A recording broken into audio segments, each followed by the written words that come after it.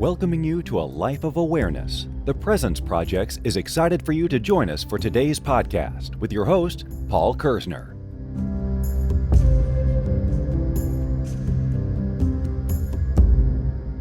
Hello and welcome to episode 19 of Are You Being Present? My name is Paul Kersner. I want to welcome you to the present moment. I want to welcome you to the here and now, and I want to thank you wholeheartedly, deeply, and sincerely for joining me in this very moment. The topic for today's podcast is meditation as a presence tool. In quite a few of my previous podcasts, I talk about meditation, and to almost all of the patients that I work with, I suggest it.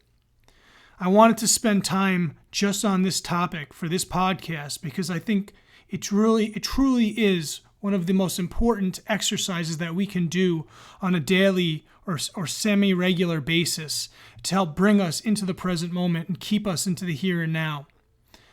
I invited guest host Jarid Neuhaus to the podcast. Jarid is a licensed massage therapist. He's a meditation, yoga, qigong, and massage instructor. And I felt like he was the right person to talk to about meditation. I know that he has a deep meditation practice. I know that he teaches meditation. And, my hope is for this podcast that we can provide information about what meditation is, how to use it, and some suggestions so that you can incorporate it into your daily life. I want to welcome Jarid. So Jarid, welcome to the podcast. Thank you. Thank you for having me here today. Are you ready to talk about meditation? I am ready to talk about some meditation today. Perfect. Before I bring you on, I just want to share that I try to start my day every day with meditation. In the past, I believe in a previous podcast, but to all the patients and everyone that I work with that I get to talk to about meditation, I just like to remind them that there's no rules about meditation. There's no limit, okay? There's no, you don't have to do 20 minutes. You don't have to do 30 minutes. If you get 2 minutes in, 5 minutes in, that's great. That's 2 minutes that you did before. So we have to look at that as a win. The kind of meditation that I tend to gravitate to, and this is a question that I'm asked pretty consistently, is I like to just sit still. I don't know what kind of meditation you do, Jarid, but I find that it's the most effective for me. Sometimes when my mind is running around a little bit, I do find that guided meditations are a little bit more effective because I get to listen to someone talk me down. And in my clinic, when I have patients on the table, I do tend to play guided meditations so that their minds will settle. I find it to be definitely an amazing presence tool for that and a wonderful complement to getting acupuncture. So before I continue on, Jarid, I'd love for you to just introduce yourself a little bit, tell people where you've come from, and talk a little bit about your meditation practice. All right. My name is Jarid Neuhaus. I've been practicing meditation for, I think since maybe 1992. I think I started to get into it. I practice some very formal practices with the American Meditation Society. They are a little more structured, that you do maybe 20 minutes at a time. But that there's significant reasons why that someone would want to do that as a plan. And at the same time, I can also say that could almost be blasphemy that actual practices to the states of meditation are almost blasphemous to it from one perspective. But I would also say at the same time, a lot of us do need some, like how you were saying with the guided meditation, people do need something a little bit more concrete because of their receptivity, because of their mind being so full of thoughts that it is hard to be receptive to that calm peace, that life that we have within us, and to be able to get grounded into that. So these techniques, and especially some of these techniques are thousands of years old, so they're time tested and proven to help people. And so there's some good ones out there, and there's a lot of different ones out there. And usually there's usually some focal point within every meditation, and usually you go into thoughts because you can't keep your attention on the focal point. And the idea is to gently come back to whatever the focal point is. But the focal point isn't really completely the meditation. It should be something that's actually pointing itself back to you, back to that life force that is within you. Well, before we delve into that, Okay.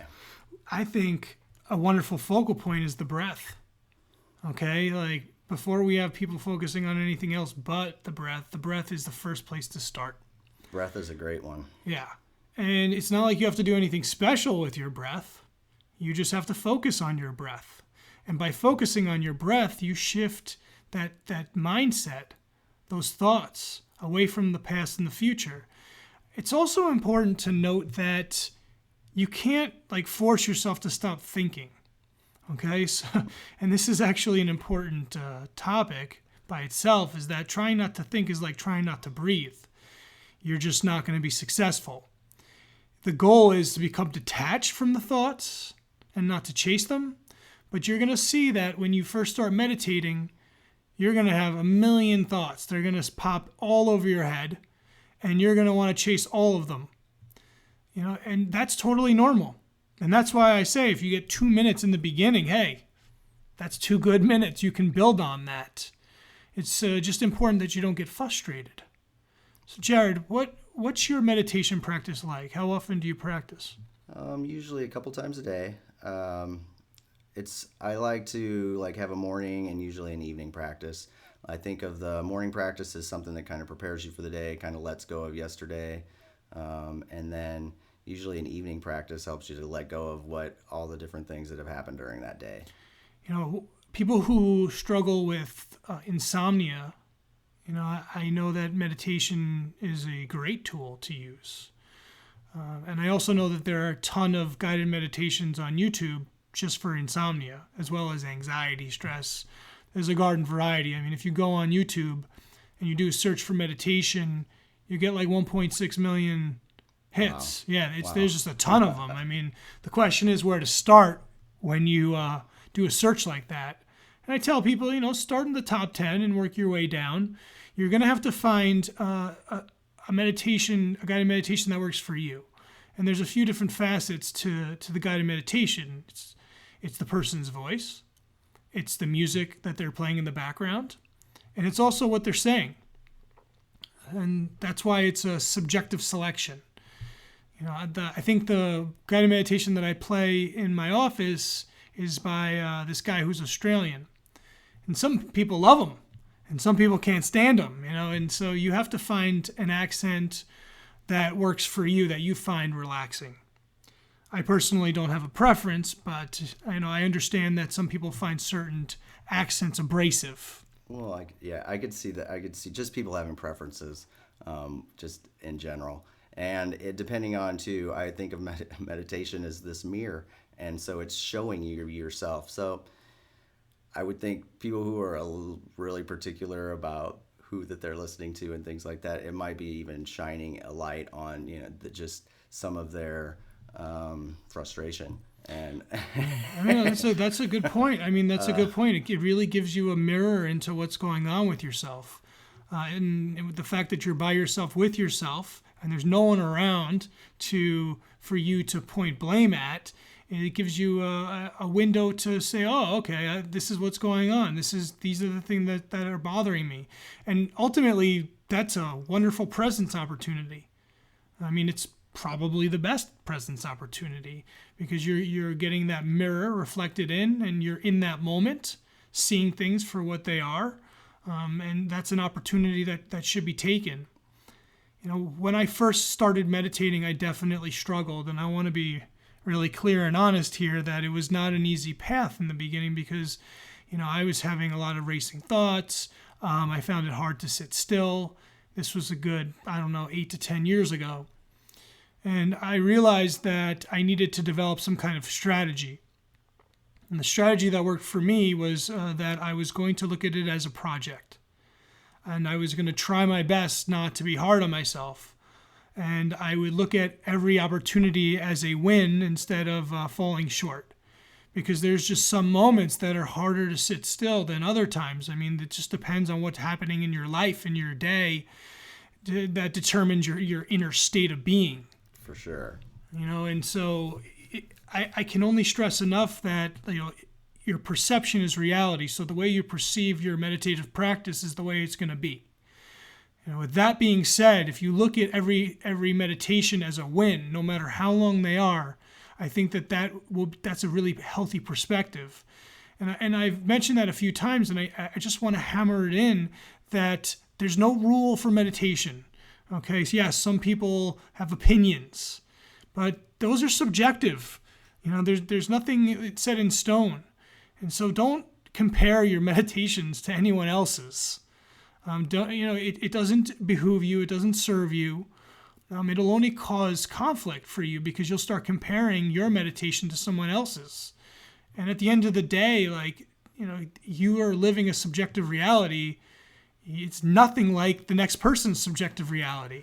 Yeah, no one really knows exactly, what's going on in that other person's shoes exactly either. So it's very hard to tell. And yeah, if you can't, the meditation is just for yourself. I mean, it's kind of like in the same respect, people go to yoga classes and hopefully the teacher will tell you, don't try to compare yourself to that person over there that's a pretzel, and you just walked in the class for the very first time, but people do. Yeah. And that's the nature. And that's what what you're using here. You're using the mind to kind of fix the mind with these meditation practices. So it's giving you this glimpse at yourself, like, this is the crazy stuff I do all day long. This is just the kind of thing I'm comparing myself to, it's like, but that's a kind of just if you think about even that as a thought, it's like, at least it's slightly higher. It's like now our thoughts are worried about other spiritual people or something, but how spiritual is that? So what you're talking about is that ego. For sure. And when you're first starting your practice, whether it's meditation, yoga, or whatever, that ego likes to pop in there and look at everyone else doing everything else and then say, well, why can't I do that? Why am I not doing that? How do I do that? And I will readily admit that there have been times in my life that I have fallen into that trap. And it has taken me some introspection and self-reflection to say, you know what? No. Okay. Meditation is a practice for myself, and it is not for me to compare. And the same thing with yoga. It's hard to enter into a class and watch all these people throw their legs over their heads, and you're barely doing downward dog, and it's a struggle. Well, everyone started from somewhere. It's just that it's transparent. So when you talk to someone who can do 30 minutes of meditation, I will personally guarantee you that they did not start doing 30 minutes of meditation. No. Yeah, I mean, there's some, I've definitely seen some practices, some people who, there are groups out there that will want you to do 3 hours a day right from the get-go. Not a lot of people last in some of those practices. Yeah, that's not reasonable. It's not. People will burn out with those kind of things, and that's the whole thing. If you want something that's going to be a practice for the rest of your life, it's a lot of other processes in life. I think meditation becomes one of those that it's a lifelong tool that you can use to help introspect and clear out emotions, clear out a lot of baggage that we don't even know that we're carrying around.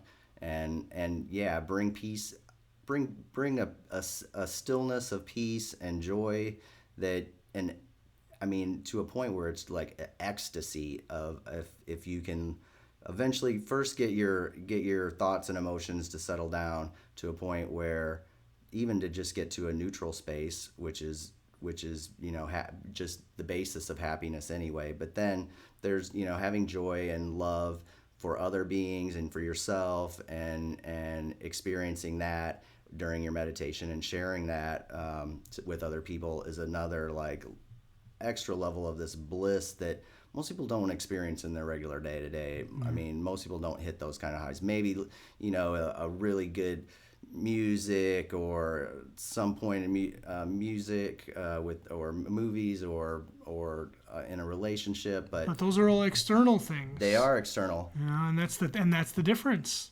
is that when you're in a meditative state, you're reaching within and you're not depending upon an external source to give you that peace and stillness. Truly. But you have to earn that peace and stillness. That's the whole thing, just like presence. It doesn't just show up.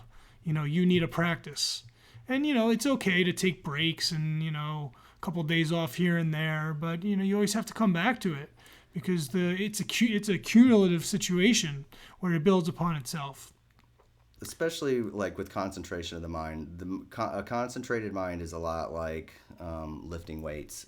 Because you are especially returning your mind to whatever your focal point is. And so that is creating, it's strengthening that ability of the mind to keep refocusing.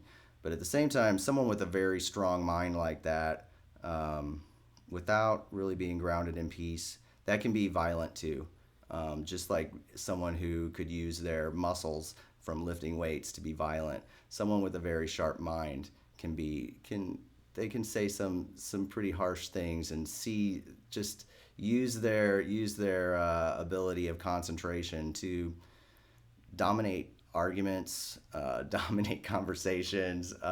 You could use because you're acquiring like an ability almost, the strength of mind. I mean, any of those kind of abilities like that can be used for good or bad. The knife in the hand of a gangster is going to kill someone. In the hand of the surgeon, it's going to cure someone. It's that same. It's yes, so the same duality. Thing. You're talking about the duality. So there's even a level of that within learning these skills of. But most people are trying to use these things for relaxation and coping with the stresses of life. I'm sure all of our listeners and are using meditation for good purposes. So while yes, it could technically be used for less than good purposes, as far as this podcast is concerned, okay, Sure. We are using meditation to bring out our highest and greatest good. And let me just say that again. Meditation should be used and can be used to bring out the best in you. You should be focusing on the things that make you feel good, the things that you want more of, how to elevate yourself and elevate the people around you, how to raise the energy up, how to heal yourself and heal the earth. Those are the things that we meditate on. I understand what you were saying, Jared, I do. But, in my opinion, I like to just focus on the good things, and then we get more good things. Sure. And meditation is definitely one of those situations. When you first start teaching meditation, what are some of the things that you share with your students? Well, like one thing that, especially with students, as opposed to like, say, just getting a video on YouTube to watch, they come back. Well, usually I set up classes with someone, so they come by like once a week for like 7 weeks, which like with 21 days to start a new habit or pattern, that help. This process helps to instill that, to create a new pattern of meditation, a new habit. And the idea, having someone to ask, like, should I be doing this? Should I be doing that? Is this normal? Is that how just all these questions that come up especially during a 7-week time, because we usually meditate together as a little class, but then the rest of the week they're meditating on their own. And so then, with the things that do come up, they can, they actually have someone that they have a resource that can answer some questions. But then the other thing is just the idea of like transference to the psychological term that, or even laughter is contagious, things like that. The idea that being in the presence of other people who are used to going deep into meditation helps to pull you into deeper levels of meditation. Yeah. Group meditation, is definitely a powerful experience. Some people like to just jump into that because it helps them ease into that meditative state. For sure. And it's an easier transition. But it's not, there's no rule that says that that's, going to be good for you. You might find it easier to meditate on your own.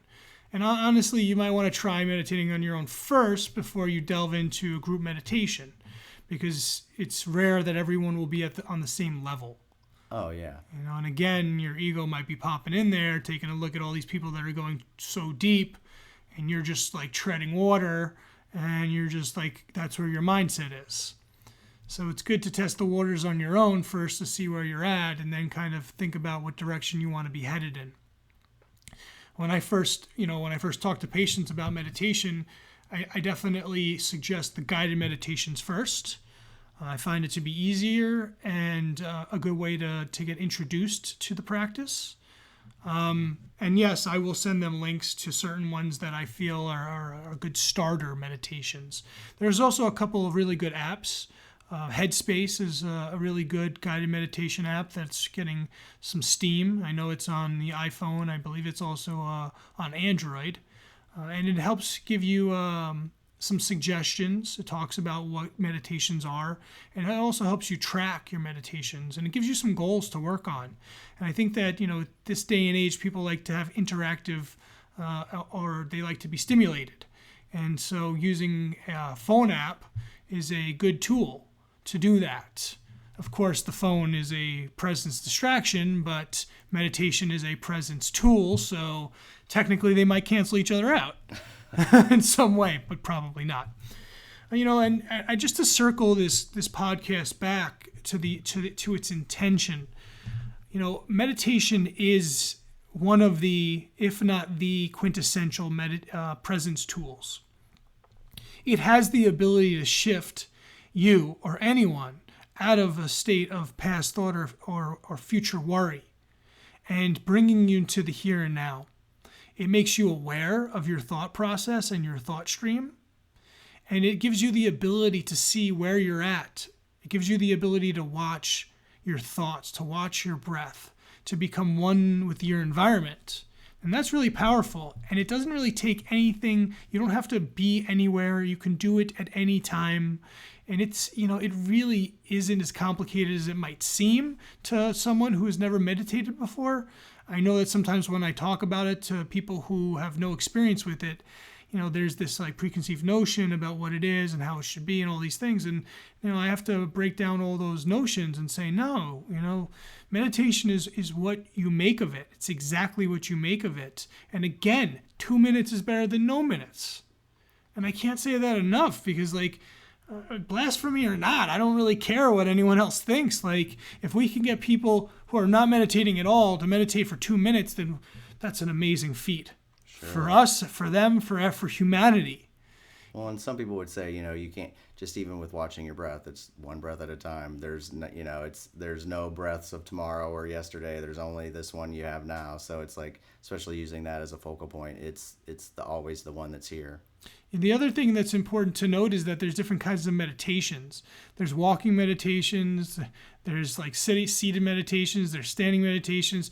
I mean, if you do a Google search for types of meditations, there's tons of information on that too. But I wanted to just really, extrapolate on this topic. I wanted to go deeper into, meditation. I have posted some blogs on the Are You Being Present website, and I felt it was important to bring someone on like Jarid that we can go back and forth and talk a little bit about, what meditation is and what it's not, and how to start your practice and what our practices are like. And just for clarity, with my meditation practice, there's definitely variability. I might try to do it every morning, but honestly, there are some mornings that I don't feel like it, and I won't do it. Okay, I never force myself to meditate, ever. Okay, so that's also an important thing to note. So don't force yourself to do anything, especially meditation, because that's kind of going against what the intention is. Hopefully you find that informative. Jarid, I want to thank you for coming down and talking about meditation and this topic. I do hope that the audience has found this to be useful and will consider to start their meditation process as soon as possible. If people are interested in learning more about you, how can they get a hold of you? Well, you can go to the American Meditation website, americanmeditation.com, and you can look up Jarid Neuhaus on there. There's also, you could visit my other webpage here in Phoenix area is shakticaravan.com, and that's where we have different events here in the Valley. Why don't you spell that out? Shakti Caravan, SHAKTI,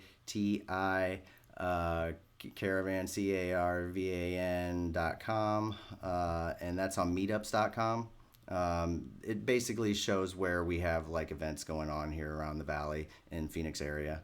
And usually we do Qigong classes, and for meditation we do like a chant and gong class, and we also set up a series of 7 lessons to learn some basic lessons of meditation. And just so everyone knows, Jarid is also an amazing licensed massage therapist.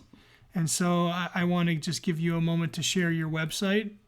That is jaridmassage.com, medical massage by Jarid. Okay, great. Well, Jarid, I want to thank you again for coming down and joining us on the podcast. I want to thank everyone for listening, and I want to welcome everyone back to the present moment. Thank you for listening to the Are You Being Present podcast, brought to you by the Presence Projects. Remember, you have a choice. Choose to be present.